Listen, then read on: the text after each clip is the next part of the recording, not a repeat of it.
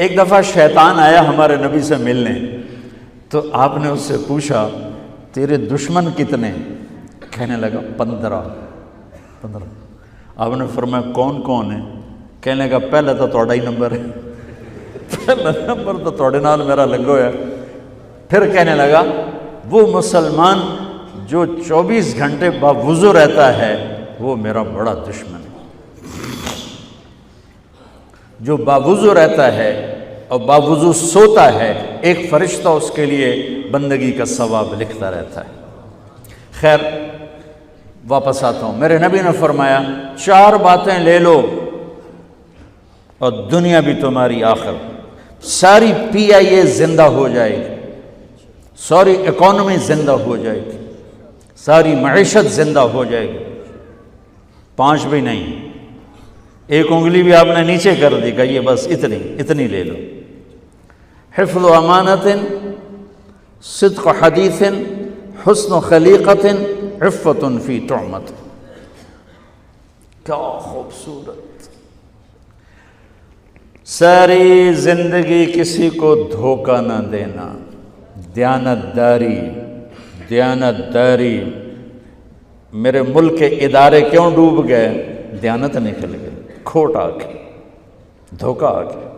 میرے نبی نے کہا حفظ امانت، کبھی امانت میں خیانت نہ کرنا، صدق حدیث، کبھی جھوٹ نہ بولنا، ہمیشہ سچ بولنا۔ میرے نبی نے فرمایا میرا امتی ہر گناہ کر سکتا ہے، 2 نہیں کر سکتا، ایک جھوٹ کبھی نہیں بولے گا، ایک دھوکہ کبھی نہیں دے گا۔ میرے نبی کی 2 صفتیں ہائی لائٹ ہوئیں، صادق اور بولو کیا ہیں؟ کوئی اور بھی تو ہو سکتی تھی، جس سے مشہور کیا، کعبہ قوسین بھی تو ہے، اور ادنا بھی تو ہے، واللیل بھی تو ہے سیاہ زلفوں والا، والضحیٰ بھی تو ہے روشن چہرے والا۔ کس سے مشہور کیا؟ صادق امین۔ اگر آپ مجھ سے سوال کرو، میں ممبر رسول پہ بیٹھا ہوں کہ مولانا صاحب سارے دین کو 2 لفظوں میں بتاؤ، ساری شریعت کو، تو میرے پاس 2 لفظ ہیں، سچائی اور امانت داری۔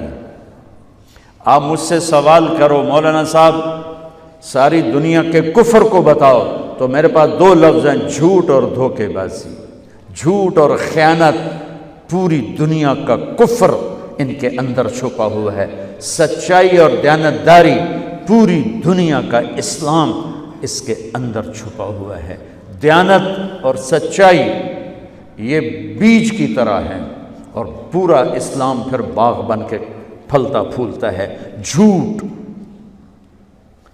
اور دھوکہ یہ بھی بیج کی طرح ہے، پھر اس سے کفر کا جنگل کانٹوں بھرا جنم لیتا ہے۔ میرے معاشرے سے جھوٹ نکل جائے، دھوکہ نکل جائے، یہ پاکستان جنت کا ٹکڑا ہے۔ اور یہ حکومت کے بس کا نہیں ہے کہ وہ سب کو سچ بلوائے، یہ مجھے کرنا ہے، یہ مجھے کرنا ہے، میں نے اور آپ نے اس کو شروع کرنا ہے۔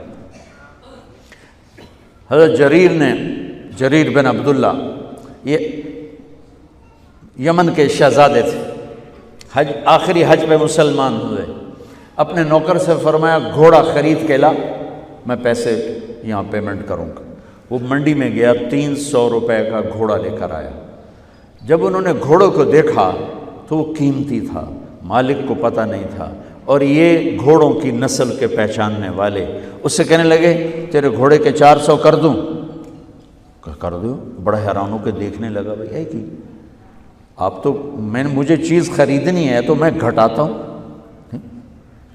اور اجمل نے بیچنی ہے تو یہ اس کی قیمت بڑھاتا ہے، اور یہاں خریدار کہہ رہا ہے 400 کر دوں؟ وہ کہنے لگے کر دو۔ کہ 500 کر دوں؟ کہنے لگا کر دو۔ کہ 600 کر دوں؟ وہ تھوڑا تھوڑا گھبرانے لگا، بھائی یہ چکر کی ہے۔ 700 کر دوں؟ 800 کر دوں؟ وہ کہنے لگا حضور تسی لینا تو لو، پر میرا مذاق تھا نا، تسی اڑاؤ، کدی لین والے بھی پیسے بتائے، تسی میں نے 300 دے میں جاواں۔ کہنے کہ اس کو 800 دے دو اور گھوڑا باندھ دو۔ وہ حیران، خوشی سے چھلانگے مارتا ہوا گیا۔